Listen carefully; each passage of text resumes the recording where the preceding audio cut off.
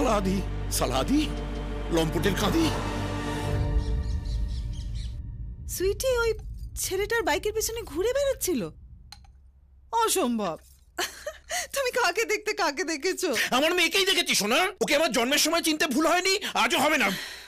আমার বাইকের পেছনে বসে খেলা দেখানো হচ্ছিল। একবার উঠছে একবার বসছে, একবার উঠছে একবার বসছে, একবার উঠছে একবার বসছে, উঠছে বসছে। ওই তো ওই তো ওই তো এই যে এইটাই পড়েছিল, সিঙ্গাপুর থেকে এনে দিয়েছিলাম।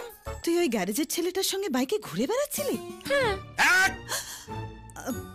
মারতাম ঠাসি এক থাপ্পড়, নেহাত গালে দাগ পড়ে যায় বলে মানলাম না। এমন ভাবে কথা বলছে মনে হচ্ছে যেন ব্রেকফাস্ট খাবে কিনা জিজ্ঞেস করছো।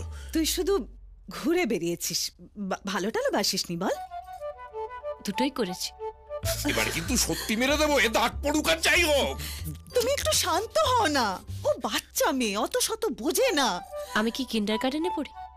আমি সবকিছু জানি। ও একটা গ্যারেজের মেকানিক। জানি। ও একটা গুন্ডা, পাতে দেয়া যায় না। জানি। ওর বাবা তোর বাবার কাছে কাজ করে সুইটি। জানি। সবই যখন জানো তখন পচাশা মুখে পাটা কাটলে কেন মা? আমি ওকে ভালোবেসেছি, ওর কিছু নেই বলেই তো। আমি বলছি শোনো, এটা আমার মেয়ে নয়, হসপিটালে পাল্টাপাল্টি হয়ে গেছে। তবে তুমি যার মেয়েই হও মা, এতদিন টাকা ঢেলেছি তো তোমার পেছনে, আমার কথা তোমায় শুনতেই হবে।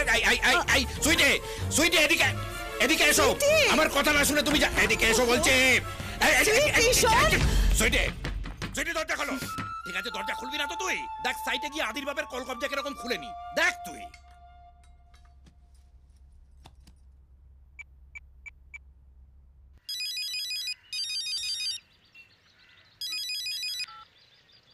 হ্যাঁ আদি, বাবা আমাদের ব্যাপারে সবকিছু জেনে গেছে আর প্রচন্ড রেগে সাইটের দিকে গেছে।